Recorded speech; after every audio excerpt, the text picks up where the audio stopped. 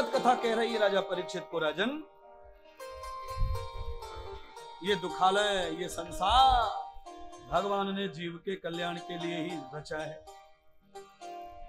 प्रश्न तीसरा राजा परीक्षित ने गुरु से पूछा, असान मृत्यु वेग पुनश्च कर्मम। अचानक किसी को मौत आ जाए तो उसे कल्याण के लिए क्या करना चाहिए?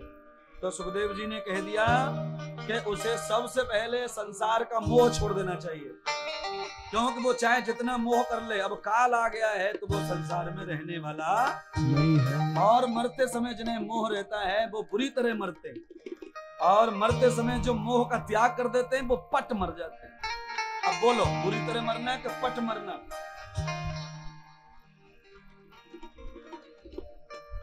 कई लोग तो 5 महीने पहले मर गए, बिस्तर पे पड़े, खाली सांसें चल रही, नीचे ऊपर दाएं बाएं चारों तरफ नली घुसी पड़ी, पेशाब भी नली से बाहर आ रहा है और पानी भी नली से अंदर जा रहा है। अब क्या फायदा ऐसे जीवन का?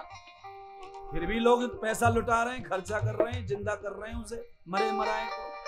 क्यों? मोह के कारण उसे मोह हो गया है संसार से।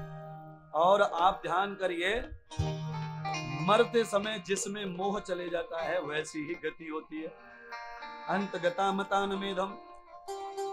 इसीलिए तो हम हिंदू लोग मरते समय गंगा जल पिलाते मरने वाले को, इसीलिए तो हम गीता पढ़वाते हैं, इसीलिए तो उसके हाथ से गौदान करवाते हैं, क्योंकि मरते समय कुछ भी अच्छा करने से आदमी को अच्छी मृत्यु का दर्शन हो जाता है, ठाकुर जी प्रकट हो सकते हैं।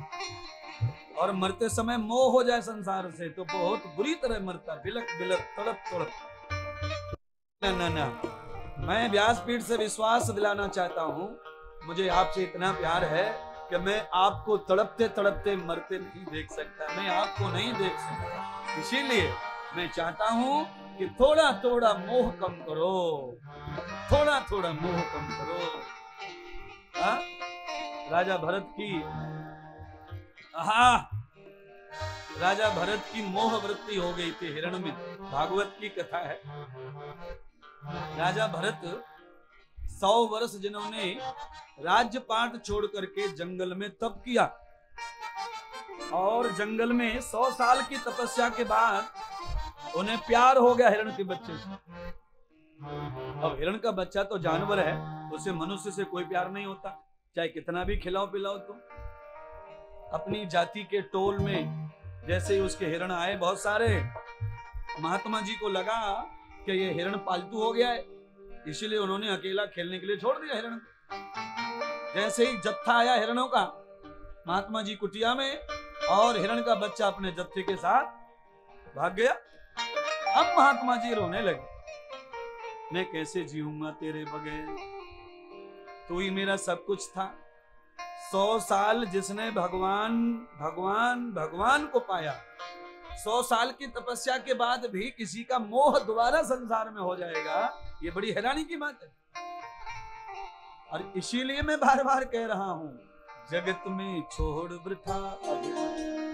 100 साल भक्ति करके भी कोई पागल हो जाएगा, तो अब ये 11 साल 5 साल वाले बाबाओं का क्या, ये कभी भी पागल हो सकते हैं।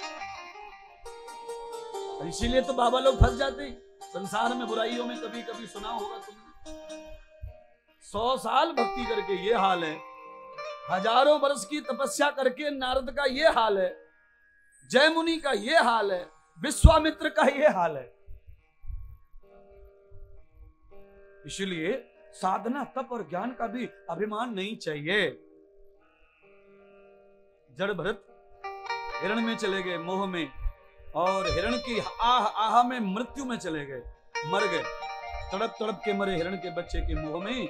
तो कहते हैं उस तपस्वी महात्मा को हिरण के मोह की वजह से अगला जन्म हिरण का ही प्राप्त हो गया। जिससे मुक्ति मिलनी चाहिए थी वो जानवर बन गया, क्योंकि उसका मोह जानवर में। इसीलिए गंगा जल पिलाते मरने वाले को, क्योंकि गंगा जल से बुद्धि शुद्ध हो जाए, और एक बार भी वो नारायण बोल ले मरने से पहले, तो उसका मोह भगवान से जुड़ जाता है और उसका उद्धार हो जाता है। हाँ? आपसे और हमसे तो रावण अच्छा, जिंदगी भर पाप किए, मरते मरते राम राम कहेगा इसलिए तर गया। मरते मरते राम राम कह गया इसलिए तर गया। वही मैं आपको सिखा रहा हूं, आप भी राम राम मरते मरते कह लो।